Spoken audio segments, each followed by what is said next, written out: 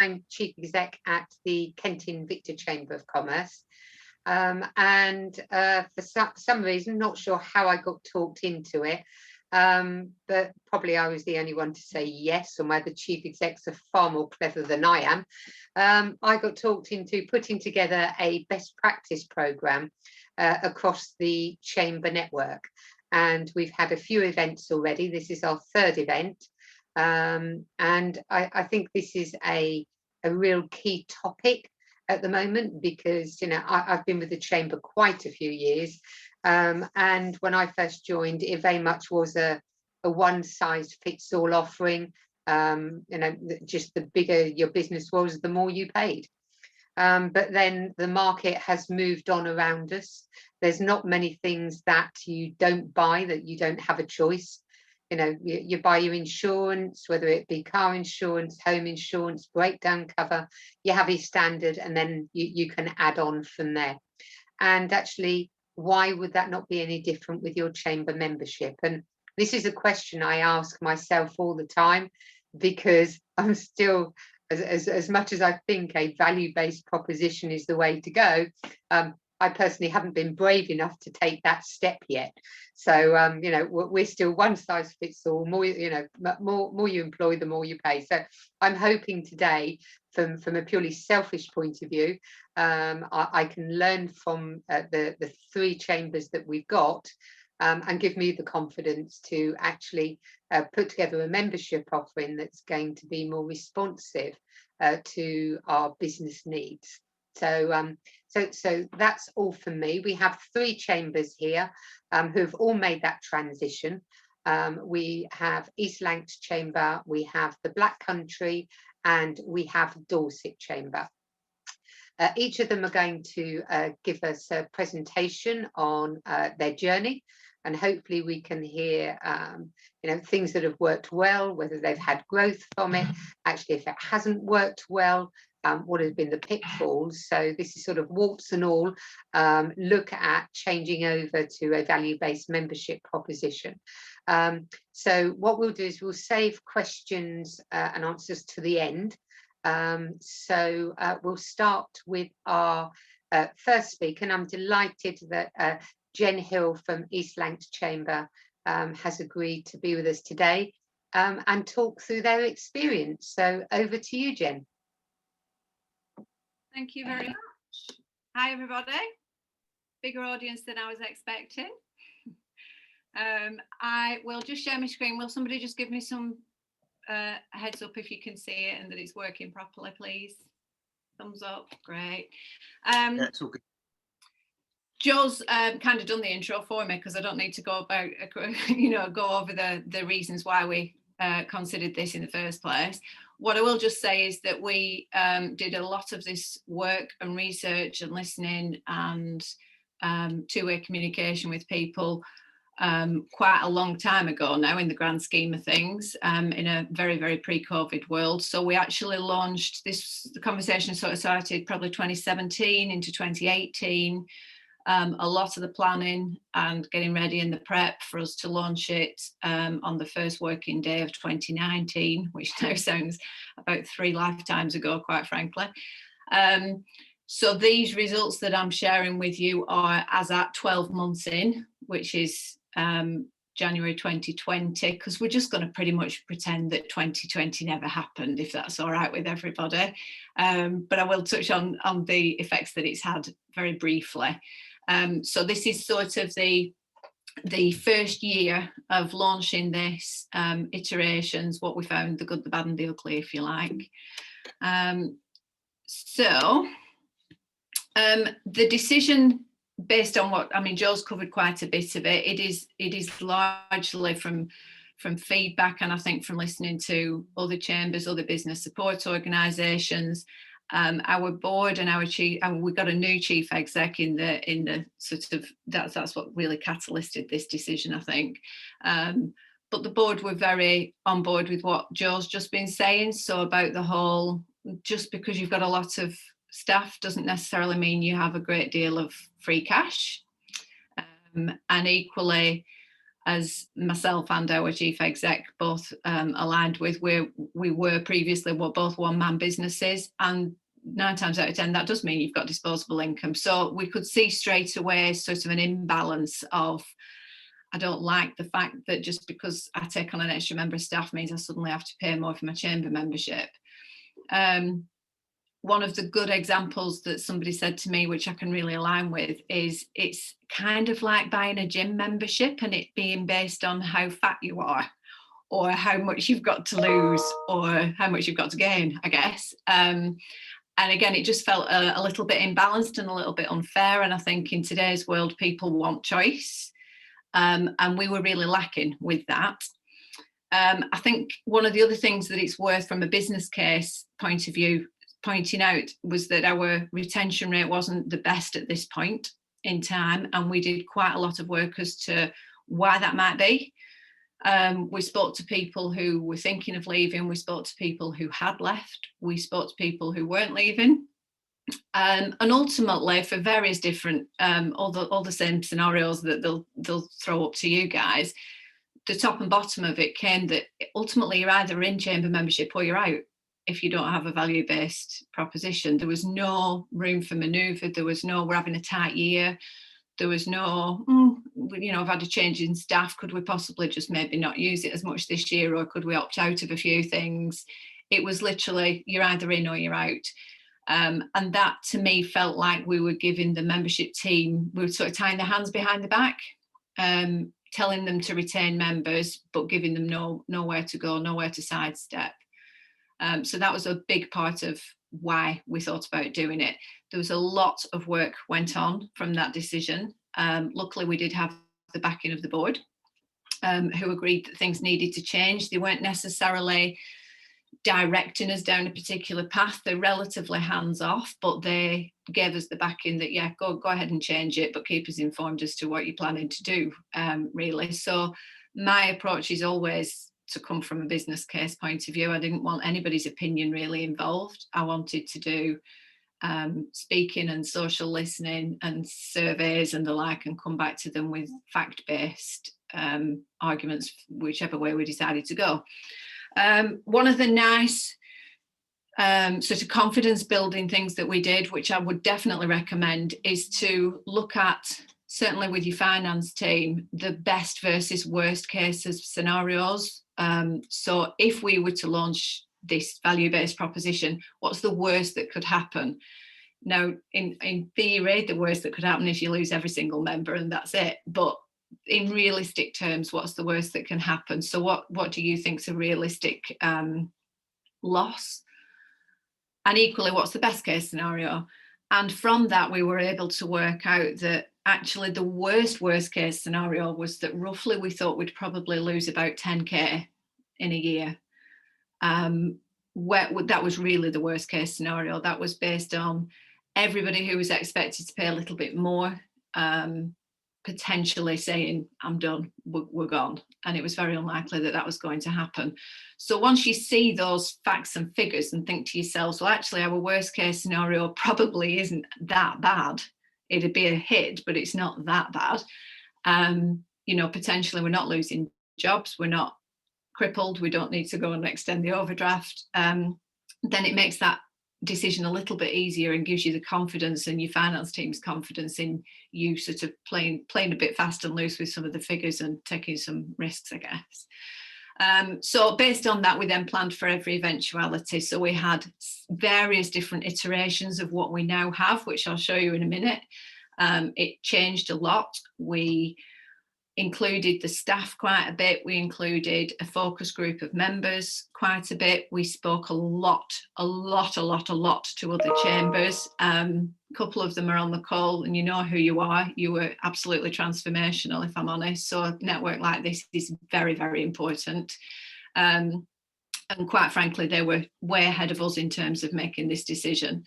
And since then, lots of other chambers have spoken to us who were way behind us. So I think it's important that we all sort of reach out and drag each other through the sticky times and share what was good, and like Jo says, what was bad as well, what didn't work and what would you do differently.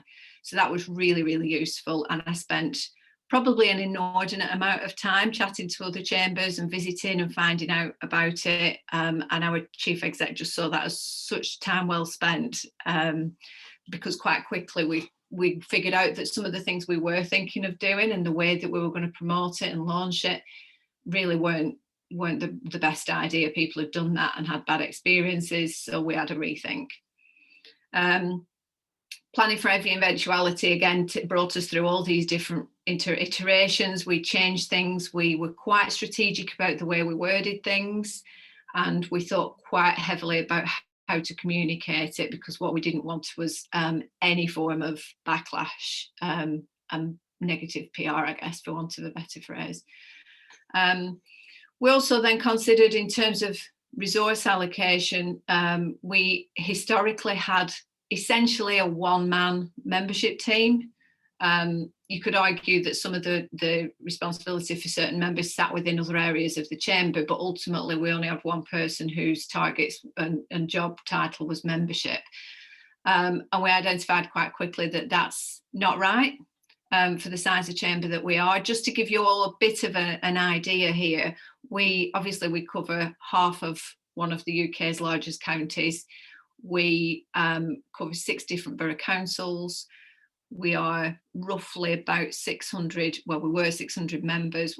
At the time, we were 400 and something. So that's sort of the size that we were, with 35-ish, 30 to 35 staff.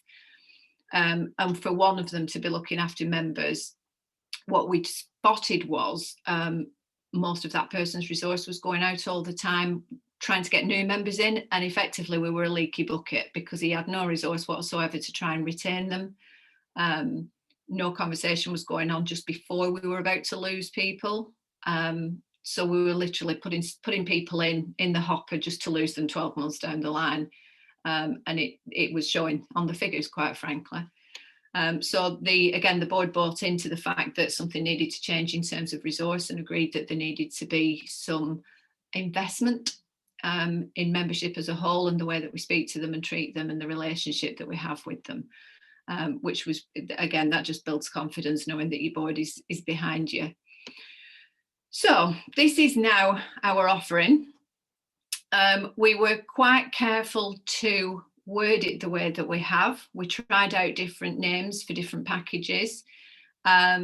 Ultimately, the focus groups were sort of coming back to us. I'd say the only negative comment we had was that, bronze, really? Does anybody want to be bronze? Bronze almost makes you think that's a bit like the losing position. And our point on that was, well, that's exactly what we want people to think, really. So, but bronze is literally your starting point. We don't want people to want bronze. Who wants to come third? You all always want our sort of vast numbers of members to aim at silver. That's your basic. You know, if you really need to drop down a level and get the very, very entry level at membership, then we'll consider bronze for you. So that was kind of the idea that we went for. We may rename these, who knows? I think the key thing is we agreed at the time, and we've stuck to keeping revisiting these. We've rebranded our Diamond Ambassadors this year. They are effectively what some of you guys call a patron scheme, I think. We've got about 66 of them. It was launched for the Diamond Jubilee, with limited at 60. And then as part of this whole offering, we decided to lift that cap because it's so long ago, nobody cared that it was 60. And effectively we had a waiting list. So we wanted to retain the elite feel of that group of people. They're the region's real movers and shakers, if you like, the big wigs, and we wanted to keep that elite feel, but also, you know, commercially, what's the sense in having people sat in membership on a waiting list to go into a diamond, when quite honestly we could use the money and get them into diamond now.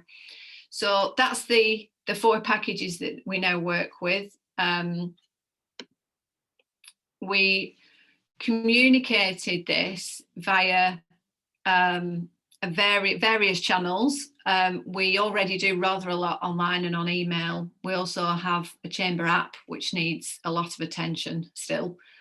But ultimately, most of it was done by old-fashioned talking to people. You know, taking out this little thing that you see at the top right hand corner is actually a pocket-sized concertina fold which lists everything that you get in each of the packages. And the feedback we've had on that for something so simple, many of you have got them because I usually take them to all the chamber events and everybody takes a handful of them each.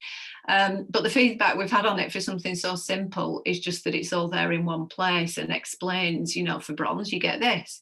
If you want that, then you need to go to silver. And it almost takes away half of the hard sell. It's just people looking down a list themselves and thinking this is the level of support that I need, and therefore that's the package that I need to pay.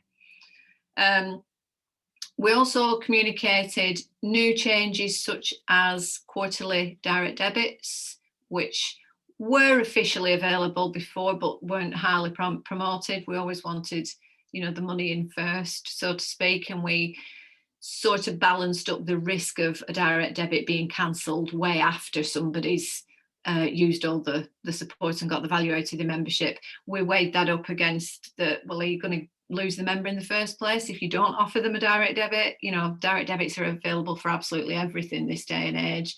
If it's going to make a difference to that business and it's the way that they like to structure the finances, then really we're missing out. We're the ones losing if we don't adapt to the way that our customers want to be, basically. So that's had an effect as well. Just out of interest, we did revisit the offer. Like I said, we've committed to doing that every year, but we did revisit the offer and tweaked a few things about 12 months in. Well, probably less than 12 months, actually. I think we identified that there wasn't enough difference between, I think it was silver and gold packages, which I know a few chambers have fed back, where we have the same problem. What do you put in which package so that it's still hitting and giving value to the maximum number of members, but at the same time gives the aspiration to want to move up. But ultimately we're probably due to revisit that again now, with Simon, our membership director, who's on the call as well. He's part of the resource investment that we did, which has made a huge difference to the facts, the way this has all worked. So to cover off the result of that, as you can see, basically without me teaching you all to suck eggs, it had quite a transformative effect. Our retention rate in particular, like I say, was once or twice in the months running up to making this decision, it was at a worrying level, I would say. The fact that really within a few months we hit 97.4 is down to the fact, I think, that membership with a value-based package sort of system, that structure allows them, if you're about to lose a member, to actually slide that member up and down the scale. You know, that whole problem of having nowhere to go if somebody says, actually, I'm going to resign, that just did away with it. So we have had several members who've slid all the way down from gold, for instance, to bronze package, knowing that actually I'd rather keep them at bronze than lose them altogether, quite frankly. It gives us the opportunity for the next 3 months to really focus on getting them back up. It also sort of comes across to them like we're there being supportive. We'll still do everything we can for you. We don't want to lose you, but we're going to take £300 a year off you rather than £1,000 a year off you. And that really seemed to have an effect, as shows in the numbers. So there's the anecdotal stuff, but ultimately it came down to the numbers and the business case as to whether it was paying for itself. Our team went from the historic 1 person to 3 full-time. That's changed a little bit this year for obvious reasons, but nevertheless the recruitment of a dedicated membership director in Simon Brierley, who's online, again just showed that the chamber was really investing in that side of the team, that side of the business, that we really wanted that relationship with members to work, that we wanted to communicate with them better, we want to listen to what they need. And we basically want lots of people there available to answer the phone if they ring and have a problem. And ultimately, this figure down here pretty much speaks for itself. Again, that's changed a lot during 2020, but ultimately we started January 2019 with 474 members. We didn't do any active new member recruitment as such. We focused very much throughout the year on retaining the ones we'd got. By all means, convert the inquiries we get in, but we didn't spend a great deal of money on recruitment campaigns or new member lead generation. We very much focused on retaining what we already had, which obviously speaks for itself. The sort of churn that we were seeing before literally just stopped, quite frankly. So ultimately it was seen as a success. These are a few different bits of feedback that we had from people that we fed back to BCC, just about the differences that it had made, really. And like I say, probably another year on from that, aside from COVID having a huge effect on us, as with everybody, it's sort of almost 2019 successes set us up ready for the losses that we've suffered in 2020. I feel like I'm frightened to think where we would have been now had we not had those big growth months in 2019, because effectively we would have still had the hit that none of us saw coming, but we wouldn't have been in such a strong position to tackle that. And I think as well, with the team that Simon's got in place, we're quite well positioned, and the team believe in the packages that they've got and the structure that we have to membership, and the process for onboarding them. Because they believe in that, I think we're relatively strong for sort of recovery in terms of membership. The only thing I'd add to that, I think, is that the process changed as well as the membership packages. So we actually brought in quite a strict roadmap for what your membership looks like. So there is now, in theory, there are contacts at 3, 6, 9, and obviously 0 to 12 months. Dependent on what type of member you are, depends on what that looks like. But that means really at month 9 of your membership, we're identifying the fact that you're not happy. If that's the case, we've got 3 months to act on it before that invoice drops through the door for renewal. And that's had a real difference as well. We're also focusing quite heavily on onboarding people and cross-selling across the different areas of the business, because we were quite poor in that area, but that's probably for a slightly different webinar. But to me, it all worked together to really change membership. And the feedback anecdotally we got from really trusted long-term members was, I don't know what's happened, but something great's happened at that chamber, something's changed. And I'll just sum up with the fact that everything I've just told you, but in much more long form, was a large part of the reason why we won Chamber of the Year runner-up in 2019. So I'm not going to harp on about that at all, but there you go. I'm going to mute myself now and move on to somebody else unless there's any really pressing questions. Thank you.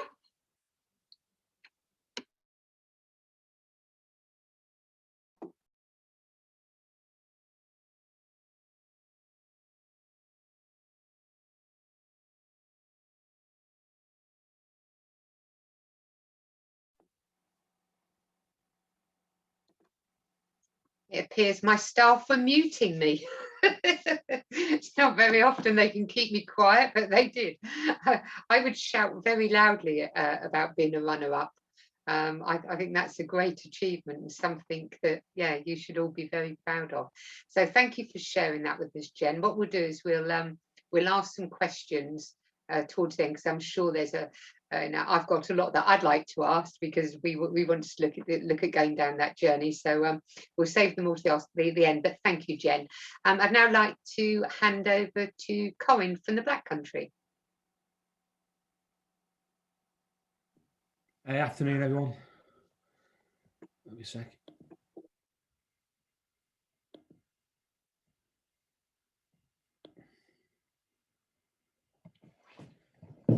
Yeah, hi everyone. I'm Corinne Crane from Black Country Chamber of Commerce. We've been running this now this is our 3rd year of the value-based membership. I started at the Chamber about just over 4 years ago now. And I think it's probably fair to say that when I started, I'd never even been a chamber member before. So it was quite a baptism of fire for me when I started there. Loads of new things to learn. It wasn't in the best shape, I think. And I think that when we started looking at the membership model, it felt very old-fashioned, and we were trying to modernise the chamber in many ways, and revisiting our membership package felt like a natural thing to do then. Our old membership model, you'll all recognise this, I think, for those people who've been working in chambers. It was too complicated, and we had too many bands. When we started digging around about this, we had over 30 different bands of payments, legacies of years ago, from bizarre ones who a couple of people had snuck under the radar with like little 20, 30 pound a year that no one had noticed were still there in our databases. Everybody was lying about how big their businesses were. So even where businesses were bigger, they were paying less fees for it. Our data was just absolutely dreadful. And I'm a bit geeky with data, you know, that what we realized was actually we didn't really know who the contacts were. We weren't doing a good job with that. We weren't having those conversations with people. The price was driven by number of employees, which we've all been talking about. This idea of one size fits all is probably all of you will recognize. What the other thing about that is that we were spending too much time. Our account managers told me, we had 7 account managers, were telling me they were spending loads of time with people who wanted to leave, and every year we're trying to convince them to rejoin up for the following year. And the businesses who were more engaged with us and want to do more with us, we're getting less time from our account managers, because we were constantly chasing these targets of trying to get people to sign on. We're asking our account managers what do you tell people when they want to join a chamber? And they were just promoting our partner savings. You'll get 10% off this. Do you know you get a discount from the AA? Those types of conversations taking place, not about quality conversations about business support and about business growth, about what it means to be a modern business as well. Low engagement, well, we're barely speaking to people enough. And we were losing members, and that was the big one. We had a huge amount of members. We were losing them, negative P&L for the membership side of our budgets, and we were underselling ourselves. We were very, very cheap, and that seemed a shame. Good quality product, lots of experience, lots of value out of what we could give people, but we were underselling people. So we did our competitor analysis as well. We did loads of work. We spoke, luckily in the West Midlands, we all get on really, really well for most of the time. So everyone shared their data. I spoke to loads of people around the country about what everyone was charging, how they're doing it. We looked at the FSB, which was cheap because it's rubbish. We look at the IOD, Made in Midlands, the CBI, all those different types of models were really, really interesting. And what we found was that actually, we were cheaper than almost everybody. And it was based on how much value people were getting from it, just a very old standing membership model that wasn't based on value. Complicated, really complicated rules and regulations about what members sat in where, and if you're on one industrial estate, you got one value, and if you're quite big, you got another one. We weren't really clear about what our offer was, and actually I saw some other really good examples of chambers doing a great job here. And we weren't, this is the most important bit, isn't it? We weren't running this as a business. It wasn't commercial. We weren't thinking about what the product was and about selling it. It all felt like a club, and that just wasn't really healthy in a modern world.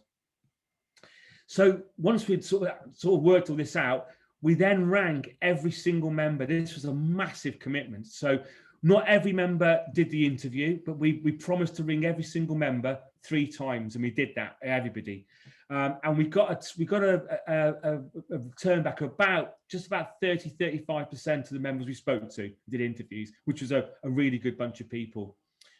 42% of them said that they joined to meet other businesses, and we probably know that, don't we? Through networking online, those types of things. We know that most businesses think they're becoming part of a bigger thing if they're part of a chamber. 34% said relationship managers were the key, which is really, really interesting, because not many of our relationship managers were speaking to our members then, which was a big deal. 59% said they visited our website, and our website was absolutely rubbish. So I was really sad that they're actually going on it at all. So clearly there was an appetite for not just for account managers, but to use our website as well. And this was the shocking one. 76% of the people we interviewed said they didn't engage at all. They didn't come to events. They speak to account managers, and they didn't visit anything else we were doing. And that was a real worry, that face-to-face engagement. We were scared about that. And what we also found out, really interestingly, was that the more businesses paid for their membership, the more engaged they were.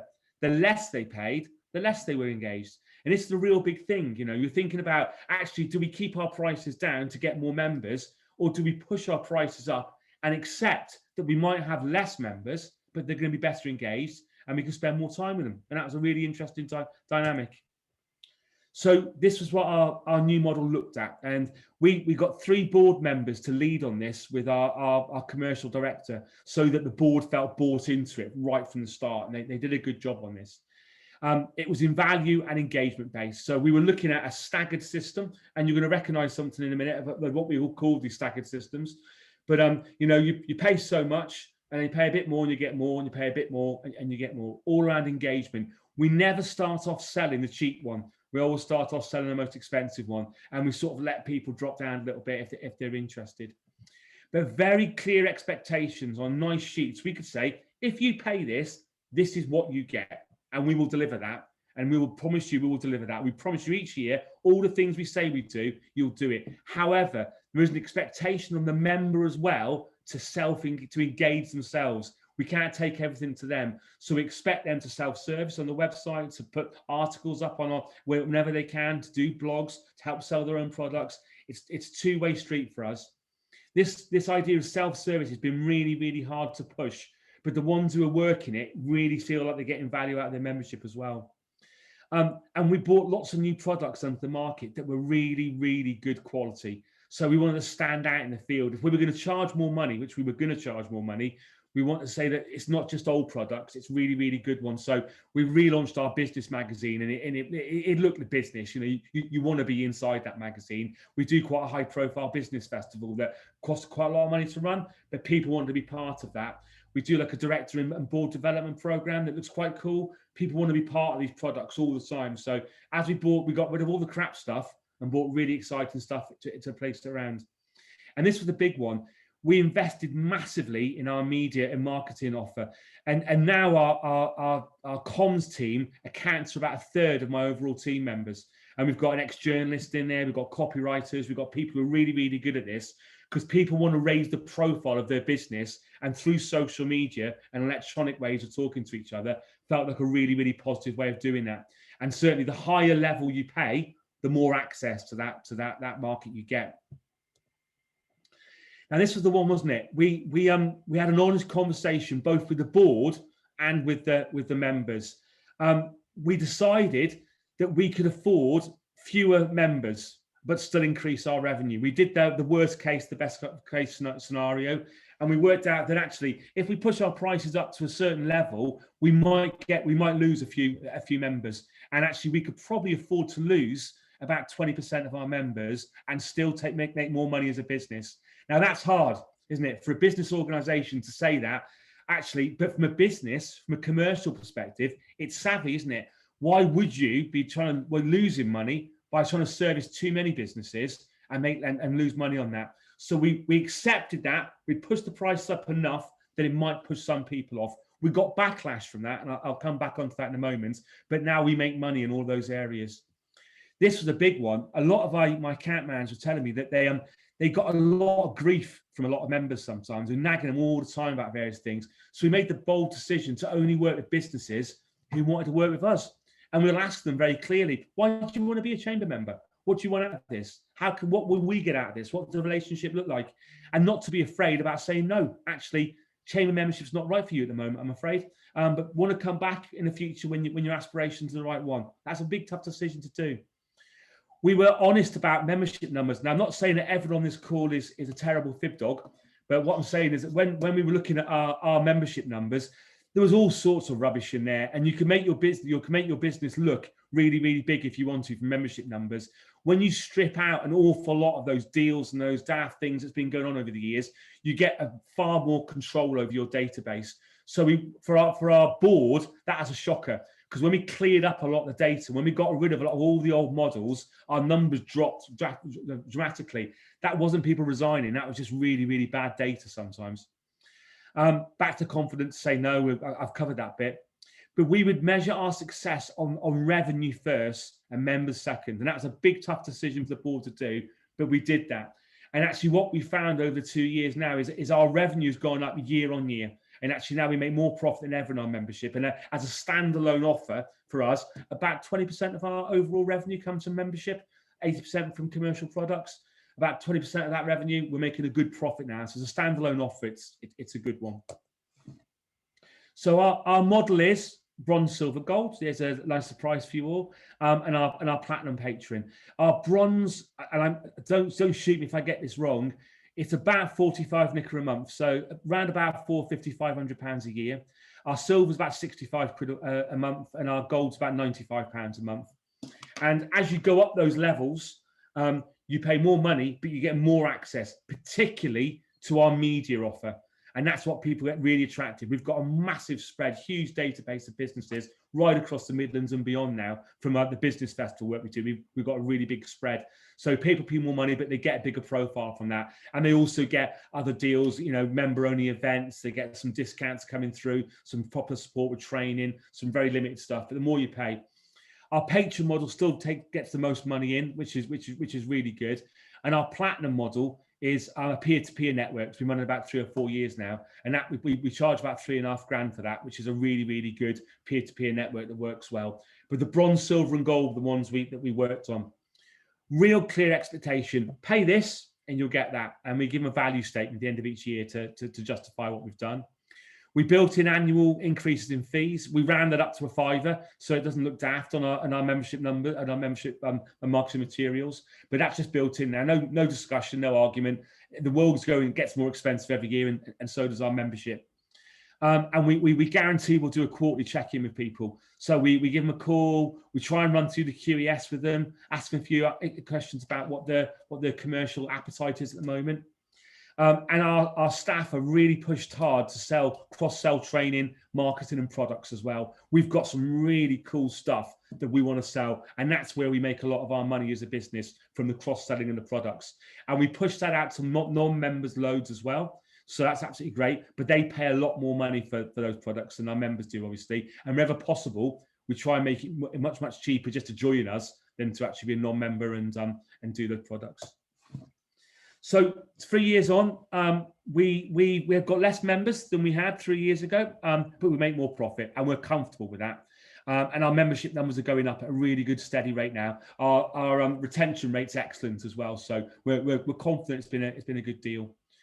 The account managers are really good now. They need to improve cross sales, but I think everyone can say that. Sales are hard, aren't they, when you're doing them? But actually, they know what they're selling, they understand the offer, and that works really well. We're still not getting enough traffic to our website, which is tough, because I want them on there. I want them logging on. I want the data so we understand what makes them tick and what they think about. But our satisfaction levels have gone through the roof. Our members really like the way that we're working with this. And as I say, our membership numbers are starting to rise slowly and in a really good fashion. So, Joe, that's our model over in the Black Country.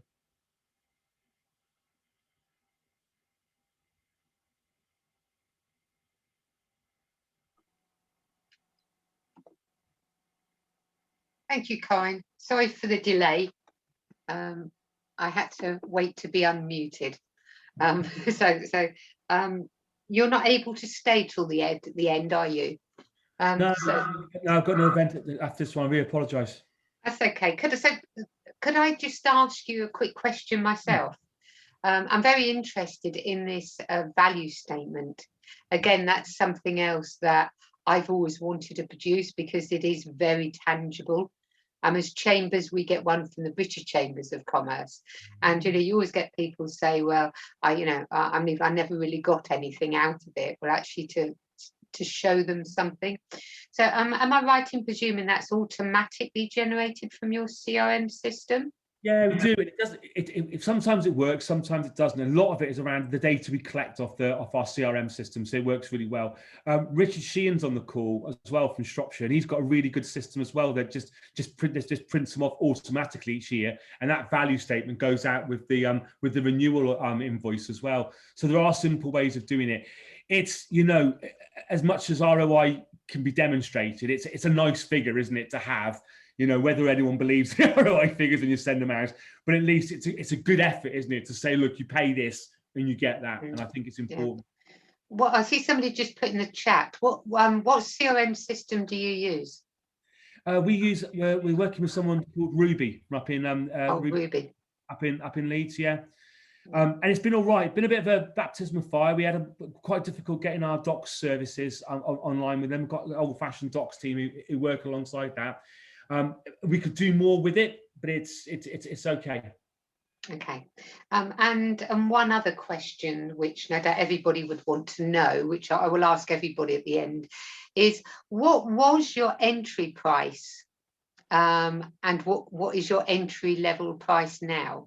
Well, it's really hard to know, if I'm perfectly honest. When we started looking at the data, we used to run deals with business parks. So what had happened was we'd have a business park person, we'd have like everyone would join on behalf of the business park. And we found that some people were only paying 25 quid a year for that membership. And yet we were employing a full-time person just to look after these business parks. And it was barely even paying a quarter of their wage.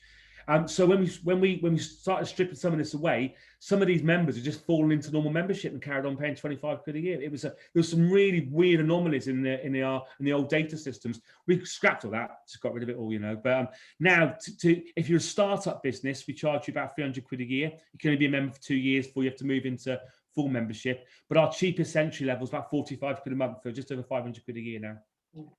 And do they pay monthly? That's how they pay. We're trying to get as many people to pay monthly as we physically can do through direct debits, yeah. Because back to this point is if you don't pay, you're out. No mucking around. You either pay for it to be a member of us or not. You know, so we try and get to DDs. Most people still quite like the annual invoices coming through and having a bit of a chat to us about whether they still want to be members. But actually, yeah, we're pushing people towards direct debits wherever we can as well. Okay, and one quick question. Sarah's put, do you have sales staff and retention staff which are separate? Yeah, well, not really. We've got one person who sort of leads the sales because we do a lot of commercial products now. And so our sales isn't just about membership, it's also about the selling our products as well. So we've got one dedicated salesperson, but that person oversees all the account managers who also do sales as well. Okay. Oh, thank you, Corinne. Hopefully you might still be around at the end to see how we go. But thank you very much for that. I'd now like to hand over to Ian and Steve from Dorset Chamber of Commerce. Thanks, Joe. Hi, everybody. I'm Ian Girling. I'm the Chief Exec of Dorset Chamber, and I've been here for about 7 years as Chief Exec. And a bit like Corinne, I kind of inherited a really old-fashioned, tired chamber, and we've been working relentlessly over the last 7 years to really bring us kind of kicking and screaming into the 21st century. I'm going to introduce my colleague Steve in a second, but I was just going to kind of paint the headline picture from our perspective. I think membership is a really hard sell. It's not an easy business to be in, and the way technology is changing the world doesn't make our life any easier. I think membership is fantastic, but you know, there's so much going on online, access to discounts and so forth and so forth, so many kind of strong networks coming up through. So membership is a hard business, but my wife often says to me, it just makes such sense to be a chamber member. Why isn't every business a chamber member? And I say, I wish they were. That would be fantastic.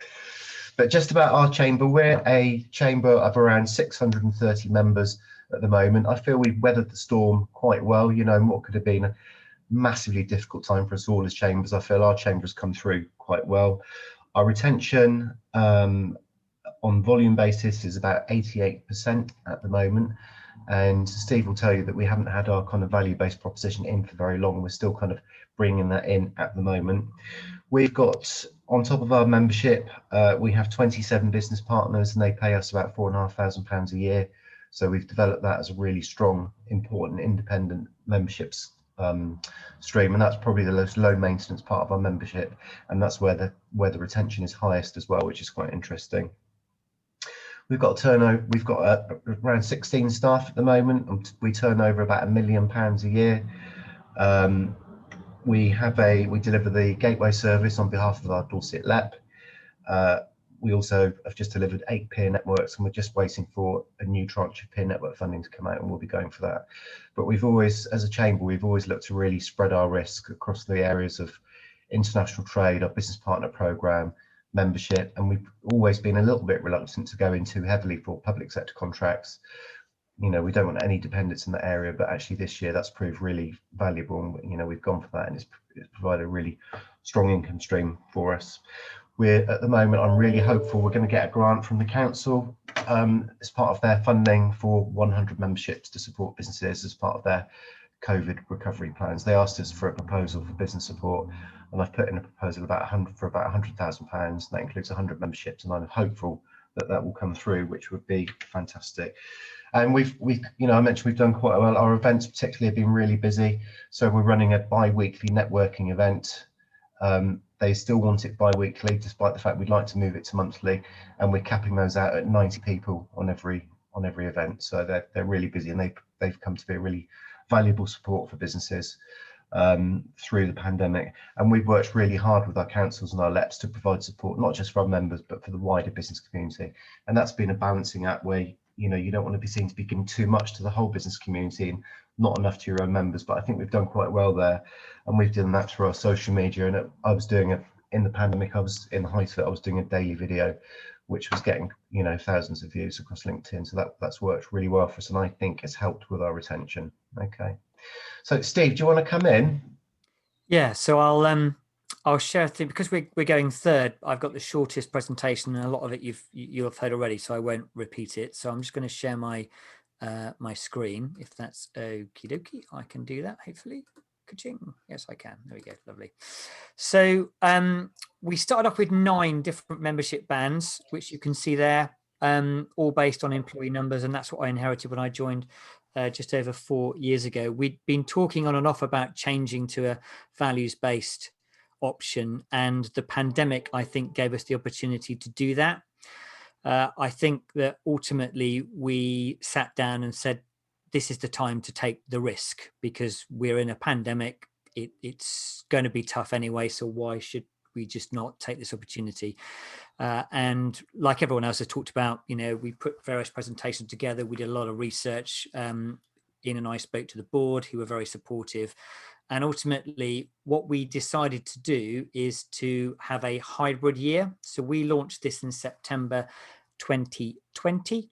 And we're looking at a hybrid year where we've gone down from 9 membership categories that were employee based, and we've gone to 6. We wanted to do 4, but when we looked at the risk and we looked at, you know, where members were probably likely to go down rather than go up due to the pandemic, we secured 6 in the end, just to keep it fairly level.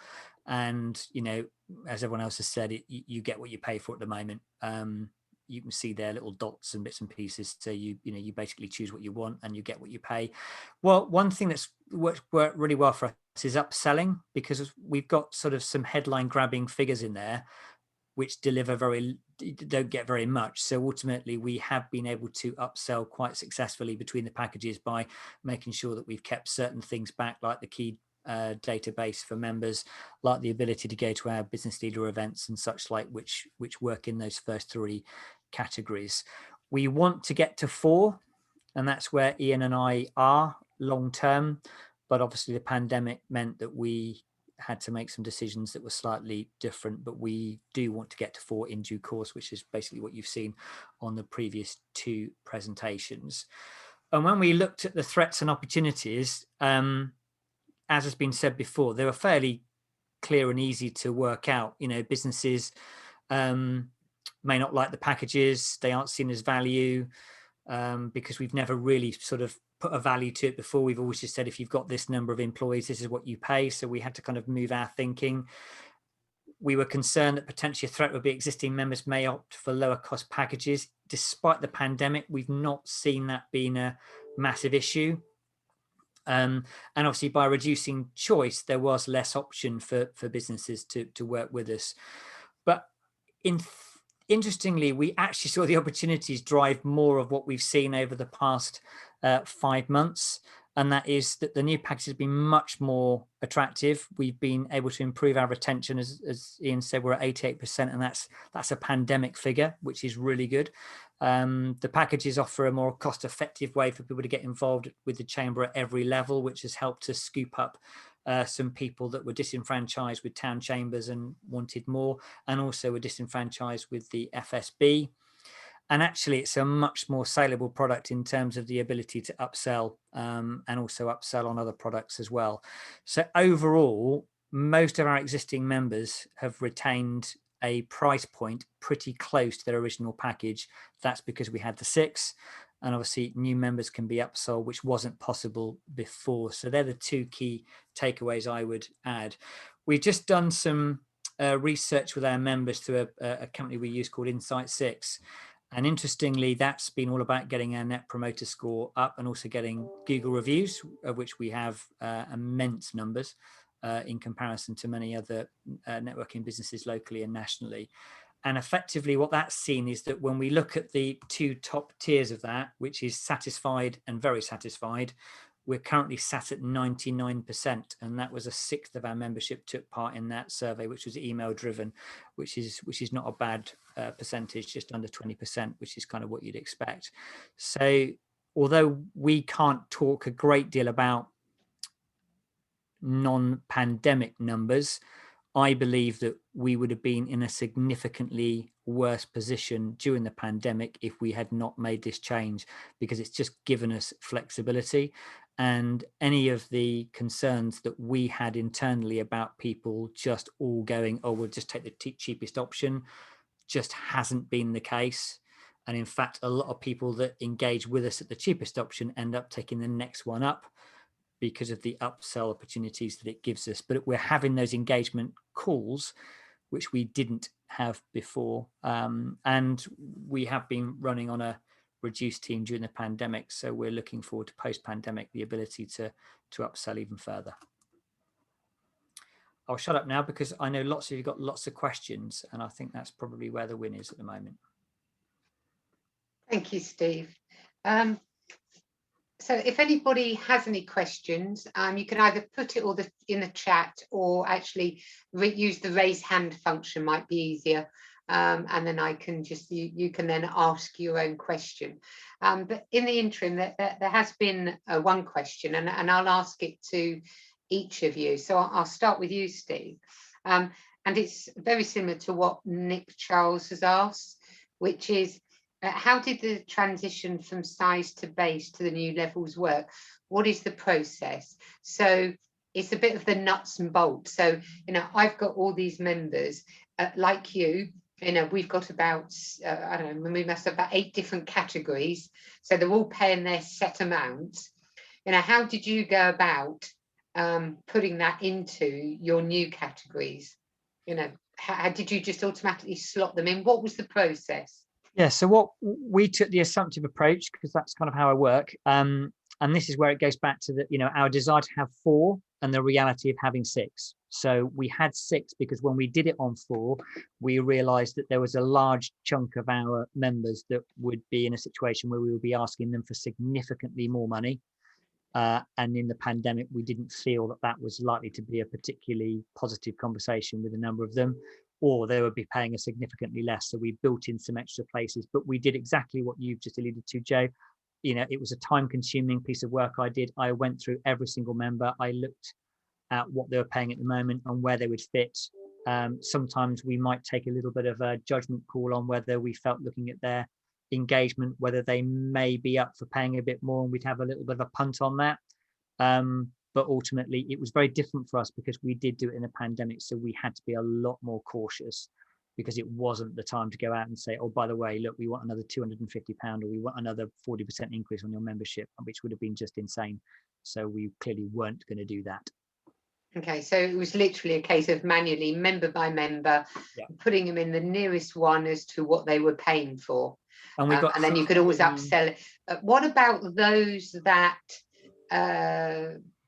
obviously not everybody got the same benefit. So some people, you put them in the nearest what they had, but actually they were receiving less. Was there any backlash on that? And that's where on some of them we did have to look in a bit more detail. And some of them, we had to look. I mean, all chambers have historic members. So we have got some members who have been with us for, maybe 10, 15 years, if not longer. And, you have to exercise a certain amount of discretion, so we have got, I think we've got about 12 of our 640 odd that are on what I call historic packages, and they're people that have been members for a long time, and they would have had to have paid maybe double to maintain their current package on the new system, and we just didn't want to have that conversation because we didn't feel it was a conversation that was going to go in our favor. So we've got about 12 we've kept on a historic, and you know, they keep all the benefits that they had, and they don't pay for it. But we didn't make a big fuss about that. We just did that behind the scenes because we wanted to keep those. And I think you have to be realistic. You know, there isn't an easy option to this, and you will find some anomalies, and you've just then got to make a decision on a chamber by chamber basis what you do. You know, do you either bin them, charge them loads more, or find another solution? And I think that's an individual choice that people will make themselves, and we made the decision to look after those people because we felt it was the right thing to do. Thank you. The same question to you, Jen. How did you go about with yours? Was it a manual process? You just looked at each one and slotted them in roundabout where they were? We probably spent, I'll say invested / wasted an awful lot of time overthinking the models to use, how best to do this. And in the end, it goes back to Steve's slide that he's just shown that has the 9 original size-based things. And in the end, it was this technical that we took the first 3, the smallest 3 in terms of size, and said if they became bronze and the next 3 became silver and the next 3 became gold, where do we stand? Let's just start and see what it looks like. And if it's a disaster, then we try again and we try again. But it was just a case of, we've been talking about this for so long, we need to actually sit down with some numbers and a calculator and do it. And that's the scenario where we ended up with, this worst case scenario, we lose 10k. So it identified that the vast amount of people either paid the same as they did already, roughly. I think it was going up something like £27 a year, which they hadn't. We'd purposely frozen the prices for 3 years, and they knew that. So to those people, we communicated, look, your price isn't actually going up. This is just 3 years worth of, an increment, if you like. So they were fine. So the people who went on bronze didn't pay any more than they were expecting to, even if we hadn't made a change. The people who went on silver, I think in the main paid less, we worked out. And the ones who went on to gold, we had literally a handful who were paying really quite significantly more. So the way we tackled it was the right director within the chamber spoke to those employers directly and said, this is what we're thinking of doing. It would affect you in such a way, but it actually means that if you are willing to pay that extra, and you'll then become a gold member anyway, so here's your benefits. But additionally, you're essentially paying more for all of these smaller businesses in the region in order for them to not pay anymore. And we worded it literally like in a philanthropic kind of way. And I seem to remember we literally ended up with 1 or 2 anomalies where we were like, what do we do with them? And I think we just took the hit in the end with a view to, we've got a year to convert them and make them think, this is awesome, we should have done this in the first place anyway.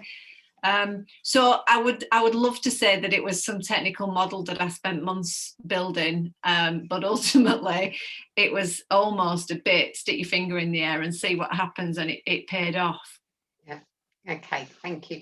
Well, while you're there, Jen, I'll stick the next question. I'll stick with you and then go on to Steve. And it's actually from Kaz Macklin from our chamber at Kent Invicta.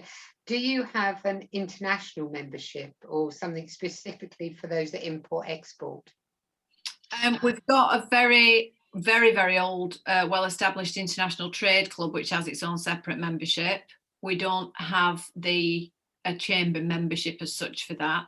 However, I would say most of if a member approaches us to join the chamber because they want the international trade benefits, in the main they would join at bronze, I think, because that's where those benefits sit.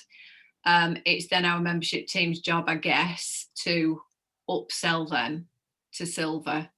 We do get an awful lot of lead generation through international trade department. And do your bronze members all get the discount on export documentation? Yes. Yeah, they do. One of the things that we did consider was only bringing that in at silver. Likewise, the Chamber Protect, our first iteration of this package, Chamber Protect and Quest services, or Kudos as it used to be, were only kicking in at silver.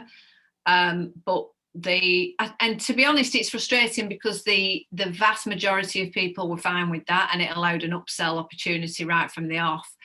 However, it was identified to us that our neighbouring chambers offer that Protect sort of package, that support and peace of mind at their entry level.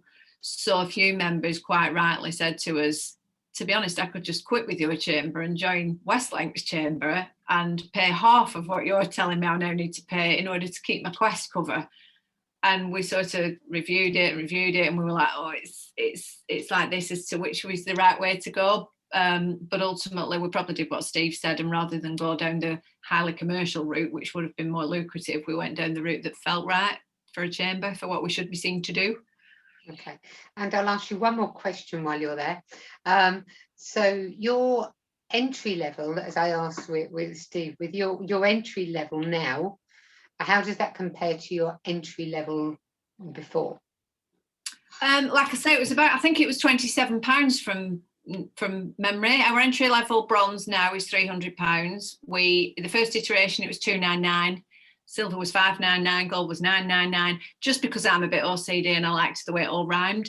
But we then fell into the trap of, Simon came on board and had a word and just went, Jen, that's ridiculous. We all know that £299 is really £300. So we just simplified everything. So it's £300, £500, £1,000, and diamonds £2,000, and always has been.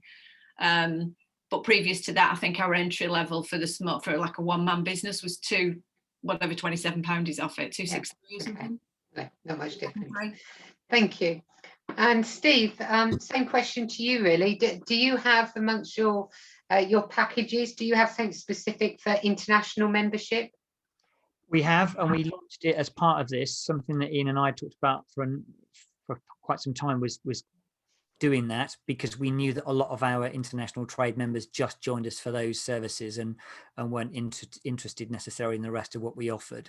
So we do offer a separate package for international trade members. Full members basically get the international trade package, but if they want to opt out of having publicity and other bits and pieces that they may not want, then they can do that. We actually haven't had that many do it. We've not been inundated with people that wanted to just do that, but it also helped, going back to the previous question in terms of aligning existing members with the new packages. It did allow us with some of the international trade ones to kind of make it a lot closer to what they paid before, because we put them on the international trade only package because we looked at their data and they weren't using any of the services. And the way that we've decided to do it is everybody gets access to the 50% discount on documentation, but we've got a limit on the number of items that receive that discount per annum based on what they pay. So the more they pay, the more they can get that discount on the items. And what about the Quest services? Does everybody get access to the Quest service? Yeah, partly because we use Composite, and partly it was virtually impossible. Well, it was going to take us more aggravation than the whatever it was we pay, which is not a lot, to try and split it and work out who did and who didn't have it. They can't really do that either. So yeah, as Jen said, we just took the holistic approach. And in many cases, it's those smaller businesses that need it more. Your large companies have got an in-house legal team, they've got an in-house HR team. Actually, it's those tiny micro businesses that are employing one or two people that probably don't have those things in place and really need that support. So it felt wrong as a Chamber of Commerce to kind of exclude the people that really needed it from having it. Okay, and Angela Wilkinson's put in the chat, what level do international trade pay? What cost, please? So the cheapest international trade at the moment, it's always up for review, is £316, and that gives them access to up to 20 documents a year. It's an interesting model, looking at putting the documents in, isn't it? Yeah. Yeah. Again, how it's policed by that team, you know, is down to them. And I would be absolutely staggered if someone wanted to do 21 and we charged them extra, because we probably wouldn't unless we didn't like them. And we love them all because they're members. Lovely, thank you. And I believe Neil Vanstone. Neil, you've got some questions you'd like to ask? Yeah, hi, thanks, Jo. May I just start off by saying thank you so much indeed for sharing this. I've been scribbling madly, lots of notes down, but yeah, I've just got a couple of questions. I was quite interested, it was discussed about a startup, and then there was an increase incrementally in the 2 years. I think it was Corinne that mentioned it. Could I just have a little bit more information about that, in terms of, obviously, did you have sector-specific packages that were for startup businesses, or is Corinne still around? He's not, is he? He's gone. No. Okay, I'll ask him directly then. And then the other thing was the media package. Was that Corinne as well? Someone's going to say, yeah, that was him as well, aren't they? Yeah. So Yeah. No Corinne. No, you'll have to save those ones, Neil. So, well, I hope you've got plenty. That's right. I hope you've got plenty of notes, because obviously you'll be leading our changeover when we get there. Yeah. Okay, thank you. Thank you. We do have another question in the chat, though. Really great advice. One more question, please. Monthly membership renewals. How did you move to monthly rather than annual payments? And did it have an impact on retention rates? So if we start with you, Jen. We do accept a monthly direct debit. We don't encourage it. Simon and Sarah are both on the call now going, no, don't start telling everybody to go monthly. We offer it if it's a deal breaker. If somebody literally says, I'm going to really struggle to pay other than, you know, £25 a month at lower level. However, we were always annual, with a few exceptions at quarterly. I wouldn't say from a technical point of view it was a particularly difficult shift to just offer people direct debits. We now add it to the membership onboarding form. So literally, as you're ticking boxes with your preference of the way to pay, you just tick a box to say I want to pay direct debit. The tricky part is, I think, that sometimes at worst case scenario it can be 6 weeks between them joining and the money actually being in the bank, because if you just miss the date for the direct debit being sent off, it's 6 weeks, and potentially you've then just got to make that call as to whether you let them, you know, register for Quest, attend a lot of events, send a lot of member news in for us to promote like far and wide. And so in general, you know, I think we're just moving to Ruby. It's probably important to say. So I think once that happens, it'll be a lot easier to police. You know, they won't be classed as an active member until physically the money's in the bank. But again, I think it's not a big deal, a big ask at all. It's certainly less stress in terms of credit notes and chasing invoices. Finance, when we looked at the resource they spent to chase people who were, you know, up to 90, 120 days late with payments, it was ridiculous. Whereas, like Corinne touched on a little bit, if your payment doesn't go through properly on a direct debit, you're out. Your system just automatically updates them as being overdue, and they can't book on anything. So in theory, I wouldn't say it's prohibitive to anything. It certainly helps with cash flow I know that's purely a finance point of view, but our finance director, I think largely when it all adds up, she prefers it. Okay, lovely. And Steve or Ian, whoever would like to answer that one? Yeah, well, we're just about to start direct debit. We've been on that journey over the past few months. And again, as Jen said, it's not going to be something that we're going to go out and about and make an awful lot of noise about, but it's there as a backup in terms of if it's the only way someone can pay, then we'd rather they stayed as a member and they paid by direct debit than they weren't a member at all. So we'll see how that works. We've got a very small number of members on annual direct debit already, which we just transferred across. But yeah, and we're just moving to Ruby as well. In fact, we're in the process of doing that as we speak. That's a little project we're working on right at the moment. So yeah, I think in this day and age, as much as at the beginning of this call, Jo, you quite rightly said that we're in a world where people expect a choice-based system. finance will always have a different opinion, but we're also in a world where people expect to pay for quite a lot of their worldly goods on direct debit. It's just what's expected. And I think, again, if you're going to be seen as progressive and you're going to be seen as relevant in the marketplace, then you need to have that offering. And I would imagine over a period of time, then it will become more of a pressure point, and more people will want and insist on having it because it's just what they're used to in their business. And the plus point is that there's lots of research that says if they're on a direct debit and it's not a huge amount, and when we're talking about some of these packages, you're talking sort of £20-30 a month, it's unlikely to be the first thing that they cut when things get a bit tough. And in most cases, if they're doing well, it will just pop out of their account, and they just automatically renew, and it makes life very easy. I've got 2 questions. I'm hogging all the questions, but then people aren't putting them in there, so I'll ask them. I'll ask the 2 to you, Steve, and then the same to Jen. What's the most popular package for new members over the past year? The most popular package for new members over the last year for us has been our corporate package, which is a £400 package, and that's the middle one of the ones that we have on offer at the moment. And what's the key benefit they join for? Well, I always say that people join the chamber for 3 reasons. One is to protect their business, to promote their business, and to connect their business. And I think, virtually everyone falls into one of those or 2 of those or all 3 of those categories. The reason why that package is particularly popular is because that's the package where we deliver our database.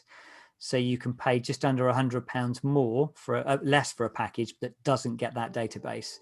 So the key thing for us is when someone inquires about our essential package, one of the questions in the onboarding process, would you use a database? Is that something that you would use? And if they say no, then that's fine. If they say yes, then we say, well, you do realize that for an extra 120 quid, you can have a full database, 600 members that's up to date today. And that tends to upsell quite nicely. Lovely. And Jen, same 2 questions to you, really. What's over the last year has been your most popular package, and really why? What's the service in there that people are going for? I'm going to deflect here to Simon, who's on the call, because I'm guessing, but he can correct me if I'm wrong. I would imagine that over the last year, as you can imagine, there's hardly been flooding through the door. I would imagine that it's been bronze. And I would imagine it's largely for the international trade support / potential events, but most of our events have been free anyway. Go on, Simon, jump in. Yeah, you're right. You're right with bronze, and I'd say the top 2 benefits that people are excited by / join for are international trade support and the discount that we offer on docs and Quest Chamber Protect services. Yeah, I was right. What about in 2019? Because obviously, that was your probably a bit better year for you. Was it the same things that they joined for then? Probably before my time, that. Yeah, I'd argue probably, I think, silver. But going back to, again, the fact that Quest only kicked in at silver made it a really easy sell. But also diamond, as soon as we lifted that cap at 60 and opened it up to the waiting list, we did take on a good few new diamond ambassadors in that 12-month period. I think we probably got up to about 66, 67, which at 2k each is, significant and worth the time rather than a lot of, somebody selling a lot of bronze memberships. So yeah, I think that's the shift we've seen, which makes me think that without the value-based packages this year, we would have lost those people who've chosen bronze instead, because they just wouldn't have had a choice. So what does the next 12 months look like for you, do you think? You get your crystal ball out, because we're all looking at budgets and our membership from April, from the 1st of April. How does the year look in your mind for you? I'm going to be positive, I think, because why not? Because we've been negative for 12 months. But no, I think we're like I said in my few minutes, we're quite well placed now, I think, ready. We've got a really good team in place. We've got a good process, a good offer. We're ready to communicate that. We're literally working on at the moment a membership lead generation advertising campaign, online advertising campaign for Simon and Sarah, to get the leads coming into them. that's milking the data that we've sort of kept throughout 2020. So people who weren't members who've engaged with the chamber, we didn't think it was right to act on them that year, but we are doing now. So they're going to get pretty much hammered. But we're acting the times right, the message is right. We're using, so you alluded earlier on, Joe, to the fact that there's quite a few chambers with a strong marketing skill set who've been working on some stuff for the whole network to benefit from. We're using that for this campaign, some of it. So you'll all see that for the first time, no doubt. But yeah, I think we'll certainly make back the losses that we've felt in 2020, I believe. The vast number of people said that they were leaving us, if they did leave us, because of COVID. So that leads you to suspect that, you know, once we're over COVID and we can offer the same thing we were offering before, that they'll come back.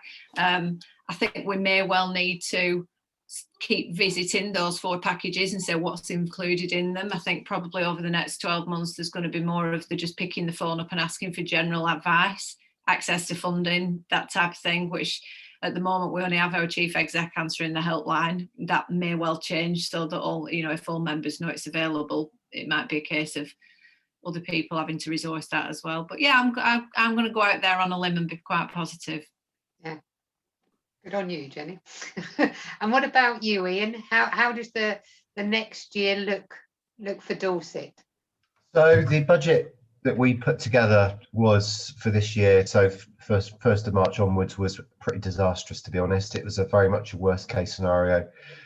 And I can remember when this all kicked off, I sat in there and one of my board members looked up and he said, you know, this chamber could collapse, chambers could collapse in a situation like this. So we put together a budget which was very, very, very prudent, and we did have a really tough first few months, particularly in terms of sales. What had worked really well for us, this chamber years ago, people used to join on the 1st of April. That was the kind of start date. So if you joined after, your membership would be prorated over the years, and obviously that's leveled out over the years. But we have over 200 members that renew just before April. And we were really lucky that we'd gone out and invoiced. We're always ahead of the game. The team have worked really hard on this and got all that money in for 200 members just before COVID hit. So that was fantastic in terms of our cash situation. And, you know, we were really lucky timing wise. But we put like I said, we put a budget together. It's very prudent and we've really exceeded the budget. So across the business, we're showing profit of £40,000 this year, profit, which is fantastic for us. When I joined the chamber, we just never made any money at all. So we've done well financially. The cash position has remained really strong as well all the way through this. So I think the future looks really positive. I think the future looks good. We've got the roadmap in place. Things will start to happen. We've got the vaccination program. Businesses will want to get back out and do business again. And so I think the future is looking, you know, really bright. And I think we've all been through a very difficult year, but it will get better, definitely. Thank you. Well, for us as a chamber, I mean, we've got 1,100-ish members. My team will know exactly the number, but I'll say 1,100-ish. I'll stick at that. And, you know, our retention rate, again, is around about the same. So it's around about 87, I would say. I, like you, redone the budget of March last year, as soon as COVID hit. And my worst case scenario, because we have all conference facilities, showed a loss of 142,000. That was worst case scenario, which frightened me, but I knew at the end of the day, we had the reserves to cover it. But we will probably end the year with around a £60,000 to £65,000 profit. So it has been quite yeah, it's been very hard, and the staff have worked like I think all chamber staff. I don't think all chamber staff are right across the network. I think are amazing and dedicated people. But actually, I think this year, I think each and every one of them have really proved themselves and have really gone over and above, because it has been a difficult year. But for me, I'm quite optimistic for next year. I want to go over to the value-based. I'm not going to do it from the 1st of April this year, because I don't think this is the year to bring in change. So I'm looking at getting everything in place to introduce it on the 1st of April 22.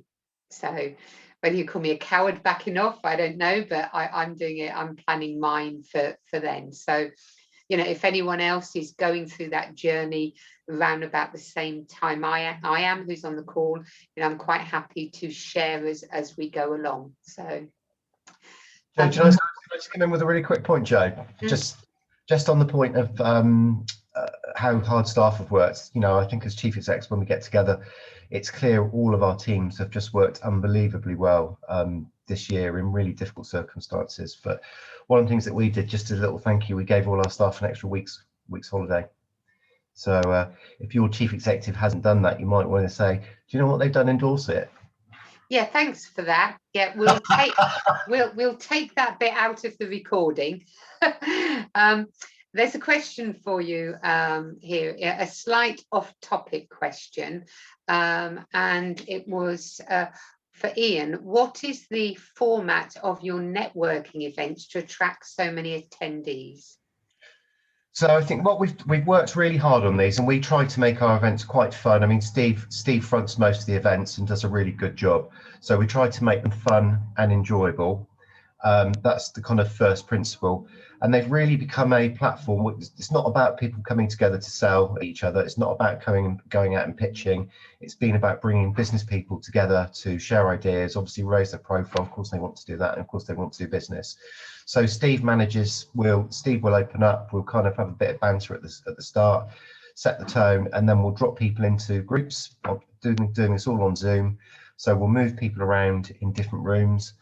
We've got a really great bunch of people that we use as facilitators, and they're our ambassadors mainly, and they do an absolutely fantastic job. So everyone's got plenty of time to talk. We had an event yesterday, wasn't it? God, where's time go? So yesterday morning I was in 2 rooms, and one of the rooms we're talking about what do we do for our first job, and then another in the other room, people said, you know, tell us something that no one else will know about you, that kind of thing. And that's on top of the kind of general, you know, sales stuff that we're talking about as well. We have a speaker in the middle, and I think people come because they know they're going to be really busy. I ran a networking program years ago, and it fell apart quite quickly because certain people start to drop away from it. This is before the chamber, and when it started to unravel, it unraveled really quick, and I've always been really conscious of that. And actually, one of the reasons people are coming, and that every 2 weeks, is because they know it's going to be really big and really busy. And we also think people have come to really come together with a lot of optimistic other people. They're not doom and gloom meetings at all, and people have missed each other as well. And I think they really enjoy the camaraderie. Okay, so. And I forgot I didn't quite hear this. What's your average attendance for these events? Steve, do you want to come in on that? So we've been back end of last year, we were averaging around 60. So we're doing these twice a month since April of 2020. And recently, first one in January, we hit 100. We had 90 booked and 85 turn up yesterday. And as of yesterday, as soon as the meeting finished, I had to close the next one in 2 weeks' time because that's already got 90 books onto it. Thank you. I will just finally share if Neil Vanstone is still on the call. Are you still on the call now? Yeah. Hi. Yeah, if you want to share, because we're getting similar numbers, sort of 90s with our business talks with Kaz and Kelly. Do you want to share that? Yeah, of course. Thanks, Joe. I will. So we, Molly and I worked on trying to evolve a networking event that we started off doing in April, just as the outbreak of the pandemic happened. And we lent very much on a board member to facilitate and host that. Knowing full well that wasn't going to be future-proofed, Molly and I kind of worked on the proviso that we needed to kind of create something in-house where it was very reliant on our own team. So we came up with the format of the networking, which would basically involve 3 breakouts, but it would be leaning on the area membership exec very much to host it. So Kaz Macklin and Kelly Chorner host it on a bi-weekly basis, and it's basically inviting a member to promote behind the scenes, if you like, by video. We'll have a Q&A afterwards. So the format of the whole event will be literally the first 10 minutes as a as a pre-record video, and that will be going behind the scenes. The last one we just had, we had at Brands Hatch, which was really interesting, with event race or racing events. And then basically they would talk about obviously their business, we'd go behind the scenes, and then there would be a Q&A with the host, which would be Kaz, asking all the questions needed. After that, what would happen is that we would then go into 3 different 15-minute breakout rooms where people would have the opportunity to network. And that really, in a nutshell, is what we've kind of evolved to. It has been a free event up until now, members and non-members, and we've kind of recently made the decision that come April, we're going to start charging non-members to attend.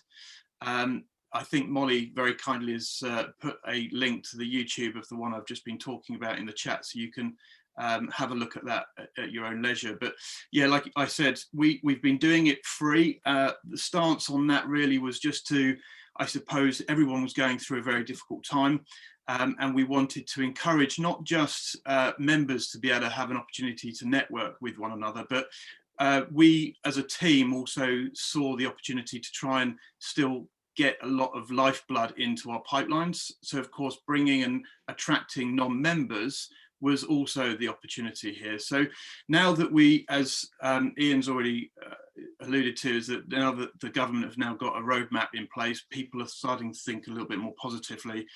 We're now looking at just separating the members, non-members, by charging the members just a nominal fee, and I think we've decided that it's going to be about £10.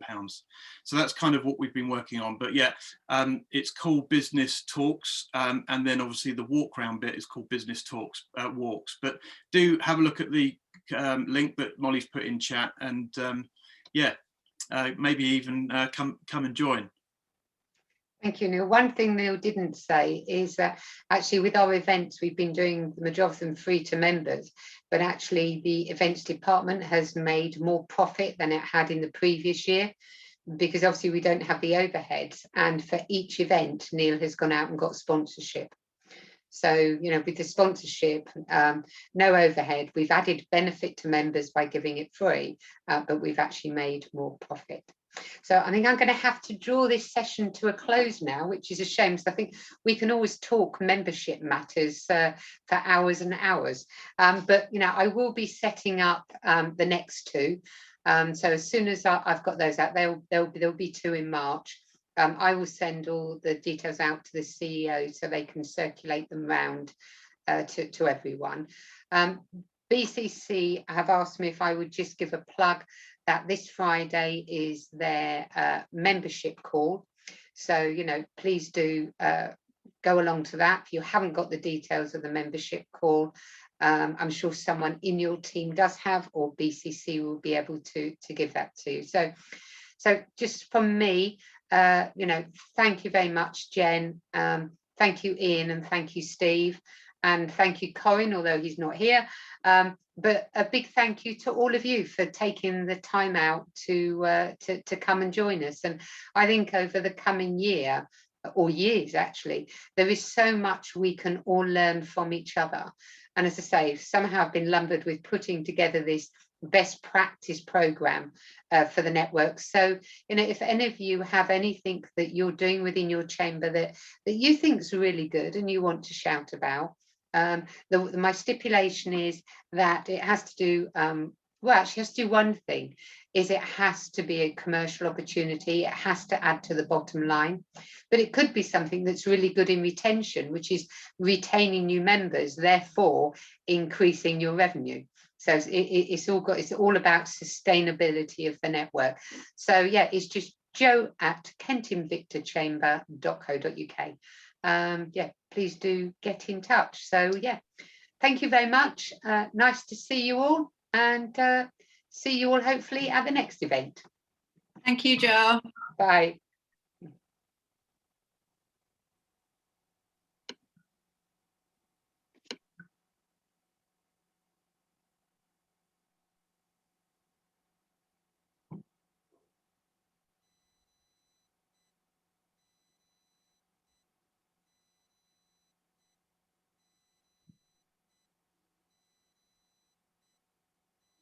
That was interesting, wasn't it? Yes. Yeah, it Hi, certainly was, Kaz. wasn't it? Mm. Yeah. Yeah, it's Molly's really, still with really us. interesting. Neil, I really like that digital package from Dorset. Yeah, I've got media package they've called it, haven't they? Mm. I like Well, the thought yeah, as well. Well, we've I mean, got time. I'm not going to do ours till I want to launch it April 12th, just come into effect from April 2022, because I want to get it right. But what I don't want to do is to leave it till January or December 21 to suddenly embark on it. So I think now is the point where we start to look at what others are doing, to find out what our members want, what fits where. So actually, we're doing it in a really considered and thoughtful way. Yeah. I've got to say, it's Corin is extremely bold and brave. I've got that in brackets, because he clearly is a hairy ass retailer, or a hairy ass kind of like, let's just get involved and do it. And it's not necessarily a considered approach. But I've got to say, I think you know already, Joe, I was always and still am concerned about how the glove fits, leaving one proposition to another. And I just worry about how that fits throughout the year, so we don't have complete and utter fallout. Yeah, I think we will all, it will always be a concern, but I do think to go forward that we do need it. We cannot keep on with a one size fits all, because how many businesses? It's not equitable. No, it's not. It's not. And I would do it now if I could, Kaz, but we haven't got the time to look into it. We haven't, I think it's best to launch it at the start of the beginning of the financial year, because you're planning for it. Because it could be, when we look into it in the first year, we could be planning that actually we're going to lose maybe 10, 15,000 in the first year. I don't know. Yeah. But actually, that's a business investment we're making. Yeah. So that's why I'd like to launch it at the start of a financial year, when I've done the budgets and we work it out, because it could be that year we budget to make a loss, because we see moving over to this transition as an investment. And actually, it might take us 3 years to get that back, but actually it's an investment going forward. Yeah. And Joe, is there any way? Sorry, Kaz. Joe, is there any way we could employ a student to do the basic research for us, like a higher level student, to find out what all the other chambers are doing, to give you a baseline on which you can move forward with a hypothesis? Yeah, we did have one last year. We had Daniel from the intern from the University of Kent. So we have got some data there for us, Kaz. But more and more chambers are going over that way. So by the time, I don't know, 6-7 months time, there'll probably be another 3 chambers have made that transition. And some of the ones who set up last year will be going through their first renewals. So I think this is one of those situations where what we do is we continually go on their websites, look at what's in their packages, and then we continually speak with the chambers to say, okay, then you've just had your full first renewal, in the value based. What was your retention rate? So I think it's a case of just really monitoring, and actually, of all the packages that you've got, which was the highest retention rate? Was it in your bronze? Was it in your silver? Was it in your, whatever? So I think it's just a case of continually spending that time over the next year, just really looking at, and then, it will be a whole team thing. I see it very much as Neil, myself, you, Kaz, all the membership team, all sitting down or in a room when we get together, great big bits of paper, boards everywhere, and saying, right, okay, then here's some potential. And we've done this once already as a senior management team, so I've got all that. Okay, here's some titles. What services do we think should go in there? And then I'll have the data of how many members we have paying in what categories, and then we can start to mold something out. And then once we've done that, then what we do is we've all got members who are great friends to us. You know, you've got some, Kaz, I've got some, Neil's got some, Kelly's got some, Anja's got some. And what we do is we test it out with them. Yeah. This is what we're thinking of doing. So they're all trusted friends who will tell us the truth. You know, what do you think of this? You know what? And then we bring all that feedback back into the department, and we sit and we have another chat, and we might need to move things around again. And then we keep doing that till we feel we've got it right. Yeah. So that's my, Okay. my process. Okay. Yeah. Good. Good event. Good. Yeah, Okay, very then. good. Really good. Okay. Really, Well, really good. I'm going to turn my computer off now. I've been sat here. I had a half an hour break, but apart from that, I've been sat here from 8:30 to 1:30 interviewing this morning. Yeah. And Kaz, I'm for hoping that you go for a break today. Have you, Kaz? Have you left your desk today? I haven't left my desk, but I'm going to. I'm going to finish at now. Good. I'm going to finish now. Good.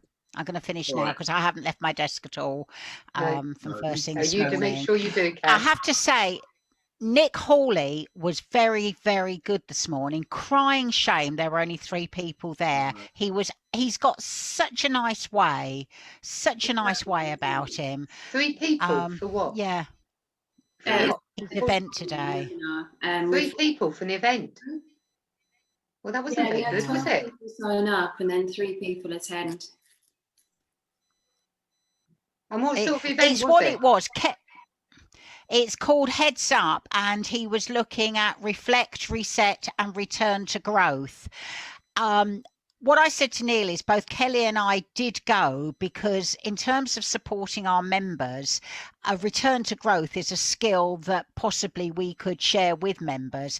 And actually the growth mindset and the human element, he was absolutely superb. He was talking about leadership paradoxes, absolutely superb, and it was a crying shame that not more people went. We did try and get more people, but he's got such a nice way about him. Great guy to have as a board member. Yeah, definitely. Okay then, Well, Kaz, you good go log choice. off. Everyone Yep. log off now, and oh, she's gone. Yeah. Well, She you doesn't can change mess your with me, mind. I was just going to say, just as a summary, we did have more people booked on. It just happened to be that not everyone turned up. It's just sometimes like that. But yeah, I don't know why. There's no rhyme or reason to it. And to be honest with you, we go from one extreme to the other. But this is the first time that we've ever had less people like that turn up. I don't know of any other time that we've had 3 people turn up. It's a shame, but I don't know what else to say. Oh, well, thank you for this afternoon. Great event. Yeah, it's really good. Well done. Thank you. Really All good. right then. Thank you. See you later. See ya. Bye. Bye.